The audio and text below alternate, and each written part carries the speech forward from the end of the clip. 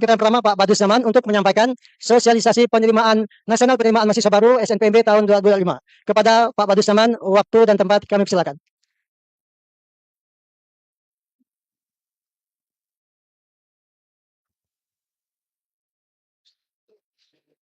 Assalamualaikum warahmatullahi wabarakatuh. Selamat siang dan salam sejahtera bagi kita semua. Yang terhormat Bapak Wakil Rektor 1, Bapak Wakil Rektor 2, para dekan dan wakil dekan di Universitas Tanjung Pura, Bapak Kepala Dinas dan Pendidikan dan Kebudayaan Provinsi Kalimantan Barat, dan tentu Bapak Ibu sekalian, Bapak Ibu kepala sekolah, guru maupun operator yang kami banggakan. Senang sekali kami dapat bersua di sini kembali untuk menyampaikan beberapa hal terkait seleksi nasional penerimaan mahasiswa baru. Sejauh ini informasinya kurang lebih sama, mungkin ada sekitar 20% yang sedikit berbeda dibandingkan dengan tahun 2024. Baik, kita optimalkan waktu yang cukup singkat ini. Jadi nanti mungkin tadi saya dipesani oleh moderator banyak diskusinya. Baik, jadi kami akan menyampaikan 3 hal utama. Yang pertama tadi sudah sempat diulas sedikit atau sebagian oleh Bapak Wakil Rektor, terutama terkait jalur masuk seleksi nasional penerimaan mahasiswa baru tahun 2025. Kemudian nanti yang kedua adalah tentang SNBP. Kalau kita bicara SNBP pasti terkait dengan pangkalan data sekolah dan siswa atau PDSS. Dan yang ketiga tentu terkait SNBT, seleksi nasional berdasarkan tes, yang ada kaitannya dengan ujian tulis berbasis komputer atau UTBK. Baik, langsung saja. Yang pertama saya akan menjelaskan tentang seleksi nasional penerimaan mahasiswa baru secara umum. Oke, mungkin dibantu next slide. Oke, biar penyampaian saya terstruktur dari sini saja, dari slide. Slide ini sengaja yang kami sampaikan adalah slide yang ada di web SNPMB. Jadi Bapak Ibu sekalian, sebenarnya informasi ini sudah kami sampaikan ketika launching, ketika sosialisasi, termasuk ketika sosialisasi terakhir terkait pembukaan pendaftaran akun SNPMB, terutama sekolah yang sekarang sedang berlangsung, kemudian juga dimulainya pengisian PDSS sejak tanggal 6 Januari lalu. Oke, jadi seleksi ini seperti tahun sebelumnya itu untuk jalur sarjana, sarjana terapan, dan diploma 3. Oke. Oke, ini prinsip dan tujuan dari SNPMB, ini yang kami pegang, Bapak Ibu ya, kami pegang teguh. Jadi misalnya dari larangan berkonflik, gitu ya. Ini sering disampaikan bahkan oleh ketua ya, ketua sekarang, Prof. Edward, itu menyampaikan bahwa kita dilarang berkonflik kepentingan. Misalnya ada salah satu di tim panitia pusat, itu ada juga yang ternyata anaknya tidak masuk di jalur SNBP maupun SNBT. Bahkan karena tidak masuk, jadinya kuliah di swasta. Itu ada yang begitu. Dan itu tidak satu, ada beberapa. Artinya di SNPMB benar-benar dijaga tentang integritas, tentang konflik kepentingan, akuntabel, itu benar-benar kita jaga. Karena ini adalah pintu untuk bagaimana kita menyaring untuk mendapatkan calon mahasiswa yang berpotensial. Oke, prinsipnya ada 2. Jadi di SNPMB itu memfasilitasi sifatnya. Karena sekali lagi yang menentukan, yang menyeleksi adalah sesuai dengan undang-undang itu menjadi kewenangan dari rektor masing-masing PTN. Jadi di SNPMB ini memfasilitasi untuk UTBK maupun yang SNBP. Yang saat ini adalah yang SNBP. Oke, next. Ini kuotanya. Jadi SNBP itu minimal 20%, kemudian SNBT minimum 40% untuk yang PTN BLU dan Satker, sedangkan yang PTN BH minimum 30%. Kemudian untuk mandiri itu maksimum 30% untuk yang PTN BLU dan Satker, sedangkan yang PTN BH 50%. Dan informasi ini Bapak Ibu sekalian per program studi. Informasinya bisa didapatkan di mana? Informasinya bisa Bapak Ibu dapatkan di website SNPMB.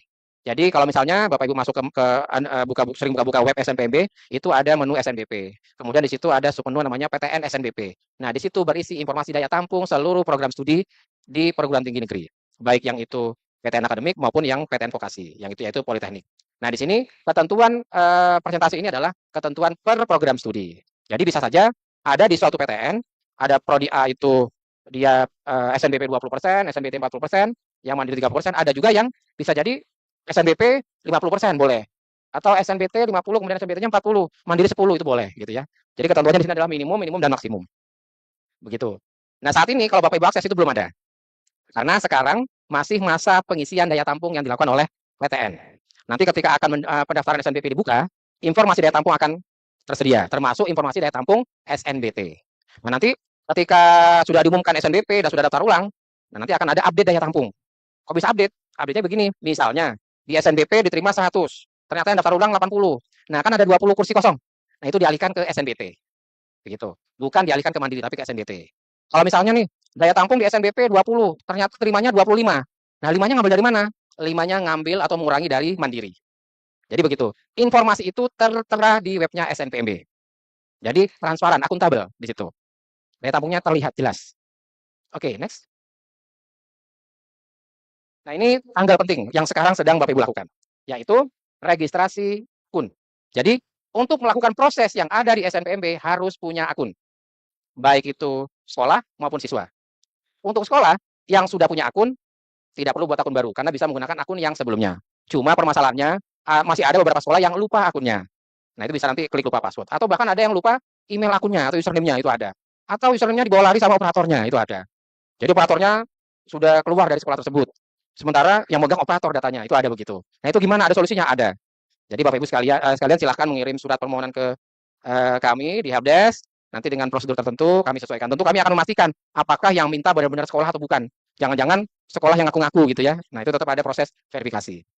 Kemudian akun SNPMB siswa. Siswa juga harus membuat akun. Nah, kalau yang siswa ini semuanya harus buat akun, baik yang dulu punya. Dulu kan ada yang tahun 2024 mereka sudah punya akun. Sekarang bagaimana? Sekarang buat akun baru. Jadi kalau siswa buat akun baru. Kalau sekolah yang sudah punya tidak perlu buat, tinggal gunakan. Kalau yang belum punya tetap buat, begitu. Nah, ini untuk akun SNB siswa ini penting Bapak Ibu sekalian karena kejadian tahun lalu yang siswa terutama ketika pendaftaran sudah mau berakhir, yang bersangkutan belum buat akun. Itu ada dan banyak. Kurang aware gitu ya. Karena waktu itu juga kalau dari evaluasi kami di panitia itu jadwalnya memang agak pendek untuk pendaftaran akun gitu ya. Nah, untuk tahun ini sangat panjang. Jadi hasil dari evaluasi akhirnya registrasi akun diperpanjang. Oke, daftarnya di mana? Daftarnya di portal ini. Jadi sekarang Bapak Ibu pasti sering mengakses ke webnya SNPMB.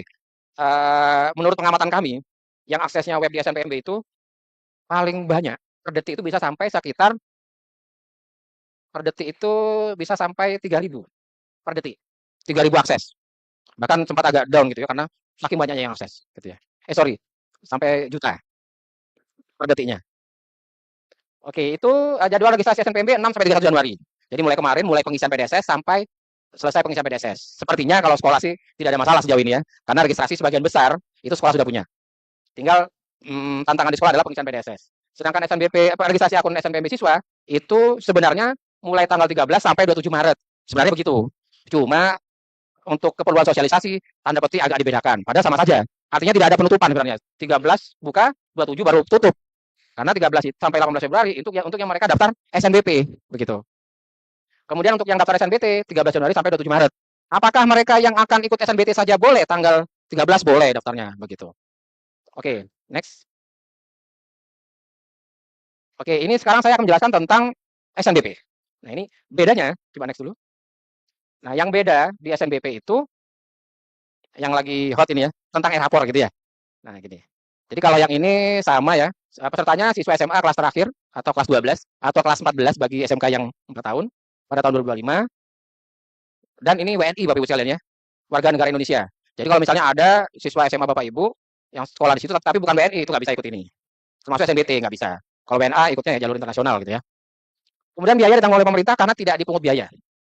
Jadi siswa tidak dipungut biaya seperti biasanya, tidak ada. Kemudian SNBP dilakukan berdasarkan hasil penelusuran prestasi akademik menggunakan rapor serta prestasi akademik dan non akademik siswa yang telah ditetapkan oleh PTN. Syaratnya sekolah punya NPSN. Ini tujuannya untuk dia registrasi akun ya. Kemudian nomor 2, sekolah mengisikan rapor siswa yang eligible di PDSS. Cara ngisinya bisa manual atau e-rapor. Kemudian, oke ini next saja ya. 3 tadi sudah. Oke, next. Oke, ini yang tadi yang saya sampaikan tentang e-rapor. Jadi ini yang berbeda dibandingkan tahun sebelumnya. Kalau sebelumnya itu ketentuan akreditasi sama, yang akreditasi A itu 40%, akreditasi B itu 25%, dan akreditasi C atau lainnya itu adalah 5%. Kalau sekolah menggunakan e-rapor ada tambahan 5%. Jadi pendekatannya pemerintah itu bukan pendekatan punishment, tapi pendekatannya reward gitu ya. Penghargaan bagi mereka yang sudah menerapkan e-rapor sejak semester 1. Jadi sebenarnya cita-citanya ini juga menjawab tantangan dari Bapak Ibu sekalian. Tahun lalu kan ada yang tanya, kita sudah punya e-rapor, kenapa ngisi PDSS nggak pakai e-rapor saja? Nah, itu kita mulai sekarang. Jadi sekarang itu kita memberi reward 5% tambahan kuota bagi mereka yang menggunakan e-rapor. Harapannya nanti 3 atau 4 tahun mendatang tidak perlu mengisi PDSS lagi. Tinggal menggunakan e-rapor. Jadi tinggal tarik data saja begitu. Harapannya begitu. Jadi dimulai sekarang. Itu, nah tapi sayangnya itu dari sekitar 35 ribuan itu yang sudah menggunakan e-rapor tuh tidak sampai 10% gitu ya. Masih sangat sedikit. Yang banyak justru dari SMK, dari MA gitu ya, dari SMA masih sedikit. Oke, next. Persyaratan sekolah, oke begitu, sama dengan yang saya sebutkan tadi.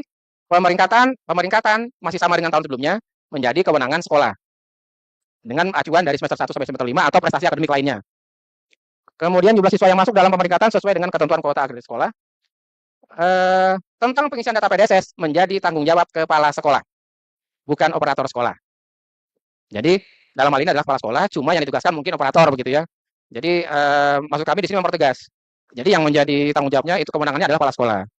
Mudah-mudahan tidak terjadi kayak kasus beberapa tahun sebelumnya dari SMA favorit di sini, Pontianak, siswanya tidak bisa ikut SNBP karena sekolahnya tidak finalisasi pengisian PDSS. Dan tahun lalu ternyata terjadi lagi gitu ya. Mudah-mudahan tahun ini tidak ada gitu ya. Oke, next. Ya, ini ada yang maaf sebelumnya lagi. Nomor 3, bedanya nomor 3.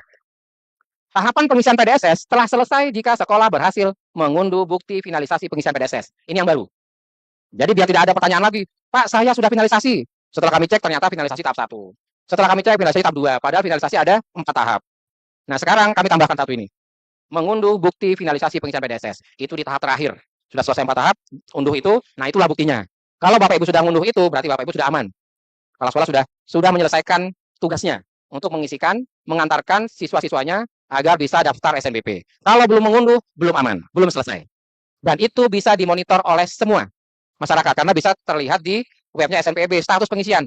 Mulai finalisasi 1, 2, 3, 4 itu kelihatan. Apakah menggunakan e-rapor atau tidak itu kelihatan. Siapa yang bisa mengakses, semuanya bisa mengakses.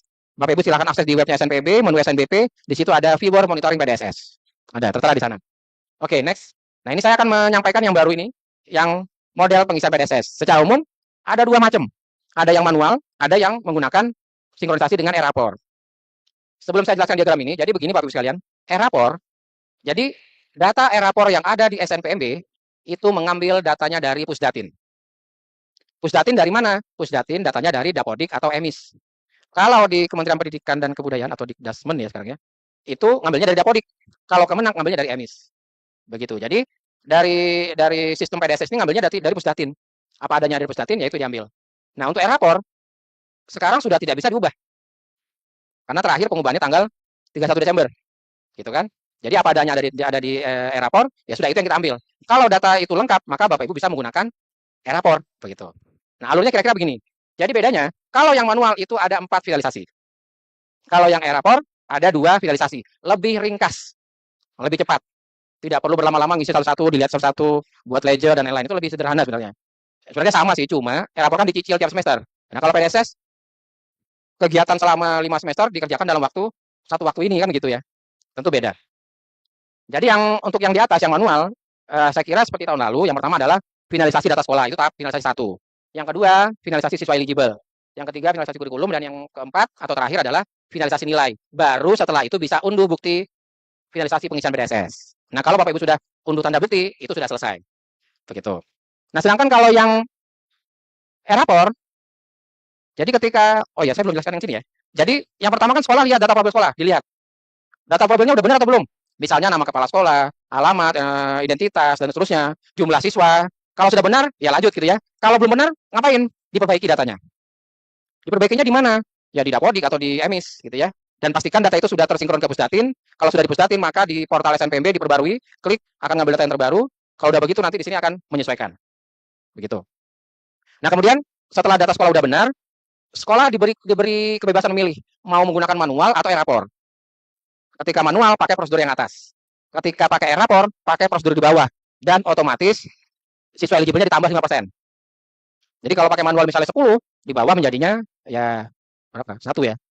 5%. Misalnya begitu ya, 1 atau 2 gitu jadi 12. Misalnya begitu. Nah, kalau yang di bawah ya, kalau dia datanya sudah benar, difinalisasi. Artinya data yang di sini sudah benar, diisi finalisasi data sekolah, kemudian pengisian peringkat siswa eligible. Nah, di sini dipilih siswa yang eligible itu siapa saja. Misalnya datanya 15, ya diisi 15. Dipilih sekolahnya, siswanya. Kalau sudah nanti data siswa eligible tadi, itu data nilainya, data mata pelajaran, data nilai, dan data lain-lain, itu akan diambilkan secara berkala ke Pusdatin, data e-rapornya. Nah, itu jalannya backdoor gitu ya. Nanti Bapak Ibu tinggal refresh saja gitu kan. Refresh, nanti otomatis akan terisi. Kurikulum maupun nilai itu akan terisi. Gitu. Nah, kalau sudah terisi semua, sudah ada statusnya lengkap, sudah semuanya lengkap, maka bisa finalisasi nilai. Nah, setelah itu baru unduh bukti finalisasi pengisian PDSS. Sudah selesai. Jadi ini saja bedanya dengan tahun 2024. Oke, next. Nah, ini contoh viewer data sekolah, bisa Bapak Ibu akses di webnya SNPMB. Nah, sekarang bisa kelihatan sih kalau Bapak Ibu sekarang isi, bisa difilter provinsi. Ini juga bisa digunakan oleh dinas provinsi, Bapak bisa dicek sekolahnya, Provinsi Kalimantan Barat, yang belum mengisi berapa sekolah itu bisa kelihatan. Yang sudah finalisasi selesai sampai selesai kelihatan. Jadi kepala dinas, kepala kanwil itu bisa ngecek di sini. Termasuk yang menggunakan e-rapor siapa saja bisa dilihat. Oh ternyata dari sekian ratus sekolah di Kalimantan Barat yang menggunakan e-rapor 10% misalnya begitu. Bisa kelihatan di sini. Nanti bisa terlihat. Tapi mohon maaf, belum ada fitur Excel-nya. Gitu Pak Agus. Belum sempat difasilitasi karena ribet ngurus e-rapor. Sudah saya mintakan, cuma ternyata belum bisa. Ya. Oke, begitu. Next. Kemudian setelah PDSS, tahapan berikutnya adalah tinggal tugasnya siswa. Tinggal haknya siswa untuk daftar SNBP gitu ya. SNBP ini ya sama dengan tahun lalu ya. Oke, next. Jadi berdasarkan nilai rapor gitu ya. Oke, di next saja. Di next dulu, Mas. Oh, enggak dengar kayaknya. Oke. Nah, ini yang pilihan prodi yang menarik biasanya banyak pertanyaan. Persyaratan asalkan dia siswa eligible bisa daftar SNBP begitu ya. Nah, sekarang pilihan prodi. Pilihan prodi itu sama dengan tahun lalu yaitu adalah bisa mendaftar 2 program studi. Maksimal 2 program studi. Daftar 1 boleh? Boleh. Ketentuannya, kalau dia milih 1 program studi, siswa dapat memilih PTN yang berada di provinsi manapun. Siswa yang berasal dari Pontianak bisa daftar ke PTN yang di Surabaya. Kalau dia milih 1. Kalau dia milih 2, daftar dua-duanya di Surabaya nggak boleh. Kalau daftar pilihan 1 di Untan, pilihan 2 di Politeknik Ketapang ya. Apa ya, Ketapang, Sambas boleh karena masih dalam satu provinsi. Kalau dua-duanya di Untan, boleh, boleh. Pilihan 1 di Untan, pilihan 2 di Untan boleh. Jadi syaratnya kedaerahan.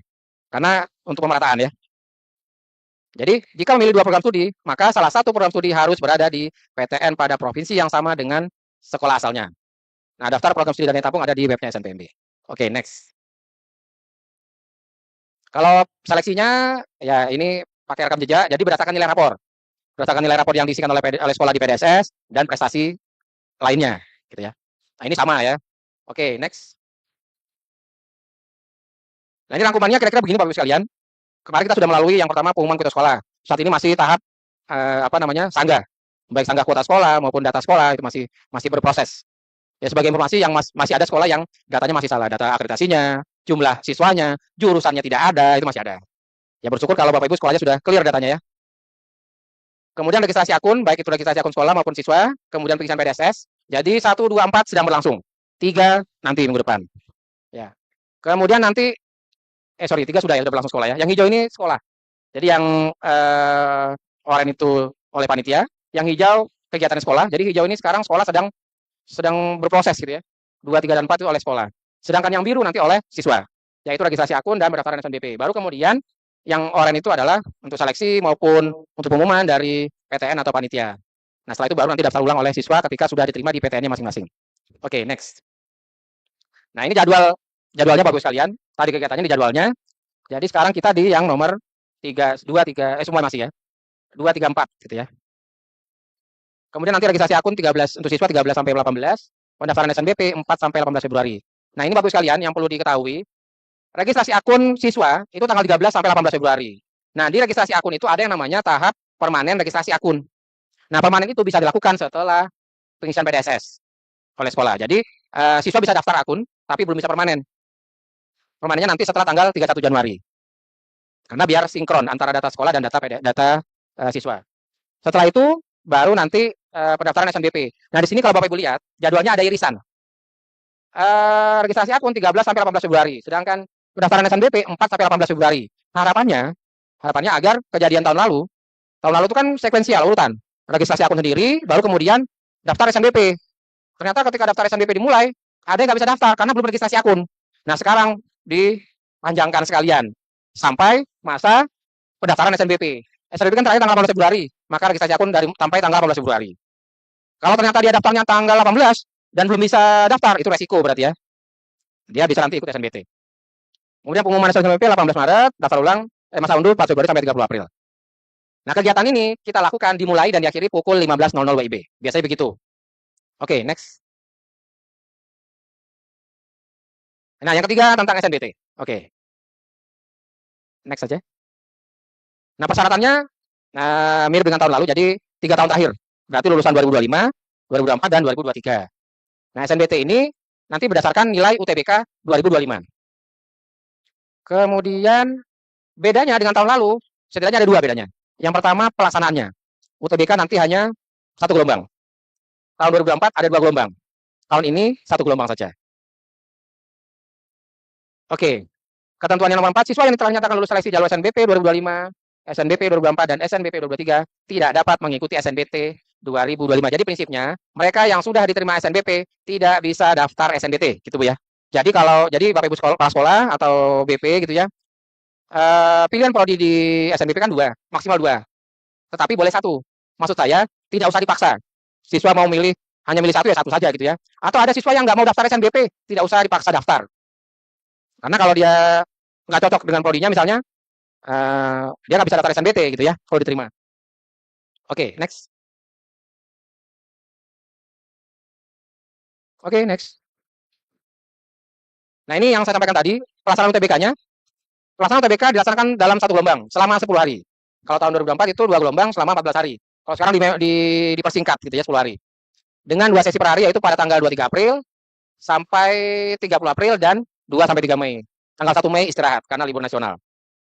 Kemudian yang beda lagi, Bapak Ibu sekalian, itu adalah pilihan program studi. Setiap peserta diperbolehkan memilih maksimal 4 program studi dengan penyesuaian pada 3 dan 4 pilihan prodi. Jadi pilihannya boleh 4. Penyesuaiannya pada pilihan 3 prodi dan pilihan 4 prodi. Itu untuk tahun ini. Jadi yang ketentuan untuk pilihan 1 dan 2 bebas gitu ya, sama dengan sebelumnya. Jadi bebas memilih program studi apapun, pilih D3 saja boleh, D4 boleh, S1 boleh, gitu ya. Dua-duanya S1 boleh gitu. Nah, yang ketentuan untuk 3 pilihan, kombinasinya yang berbeda adalah yang ketiga sebenarnya ya. Yang pertama adalah kombinasi 2 program akademik dan 1 program vokasi. Berarti S1-nya 2, satunya D4 boleh, satunya D3 boleh gitu ya. Kemudian kombinasi 1 program akademik dan 2 program vokasi. S1 1, 2 D4 boleh, 2 D3 boleh. Atau D4 dan D3, S1, D4, D3 itu boleh. Kemudian ketentuan untuk 4 pilihan program studi. Nah, ini yang beda lagi nih. Kombinasi 2 program akademik dan 2 program vokasi. Dengan minimal, jadi ada tambahannya nih, dengan minimal 1 program diploma 3. Jadi dalam kombinasi apapun, D3 itu tetap ikut gitu maksudnya ya. Kemudian kombinasi 1 program akademik dan 3 program vokasi dengan minimal 1 program diploma 3. Gitu. Ada satu lagi sebenarnya. Oh ya benar. Oke, next. Ini bedanya sudah saya jelaskan tadi. Oke, next. Nah, sebenarnya Bapak Ibu sekalian, ketentuan ini itu akan terkondisikan di sistem. Jadi tidak perlu dihafalkan kombinasinya. Karena sistem akan memfilter secara otomatis. Kira-kiranya begini nanti ya. Oke. Oke, next. Persyaratan pesertanya, peserta harus memiliki akun SNMPTN. Kemudian kalau pendaftarannya ini kan diperpanjang sampai masa pendaftaran UTBK nanti gitu ya.